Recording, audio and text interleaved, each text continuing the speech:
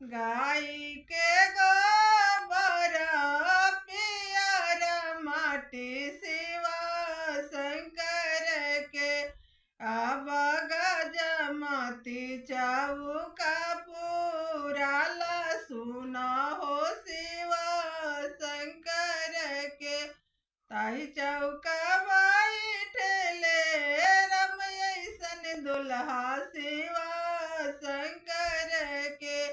अब मोतिया से अजूरी भरल सुन हो शिव शंकर के अब मोतिया से अजूरी भरल सुन हो शिव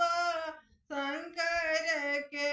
ताई चौका बैठली सीता ऐसन बेटी शिवा शंकर के अब सिंदूरा से मांग भरल सुन हो शिव शंकर के अब सिंदूरा से मांग भरल सुन हो शिव शंकर के वहाँ से कन्या हो कोहबर में गईली शिवा शंकर के अब लागेली सुनय नायम के गोर सुन हो शिव शंकर के